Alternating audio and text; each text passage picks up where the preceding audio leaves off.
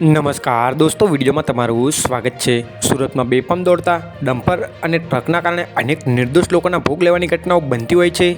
ત્યારે આજે વધુ એક ટ્રક ચાલકે મહિલાને અડફેટમાં લીધી હતી। સુરતના પર્વત પાટિયા વિસ્તારમાં એક ટ્રક ચાલકે મોપેડ સવાર મહિલાને અડફેટમાં લીધી હતી। જોકે સદનસીબે યુવતીનો જીવ બચી ગયો છે। ત્યારે ટ્રક ચાલક અકસ્માત સર્જીને ફરાર થઈ જતો હોય તેવો વિડીયો પણ સામે આવ્યો છે। આ અંગે જાણવા મળ્યું છે કે સુરતના પૂણા પર્વત પાટિયા પાસે ટ્રક અને મોપેડ વચ્ચે અકસ્માતની ઘટના બની હતી।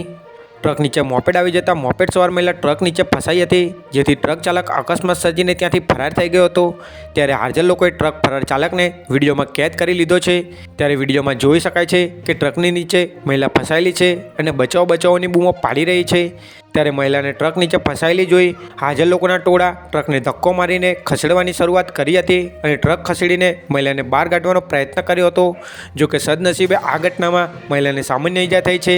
ત્યારે મહિલાને સારવાર અર્થે હોસ્પિટલ ખસેડવામાં આવી છે અને મહિલાનો જીવ બચી ગયો છે। ત્યારે આ અકસ્માતમાં પોલીસે ટ્રક ચાલકને પકડવાના ચક્રો ગતિમાન કર્યા છે।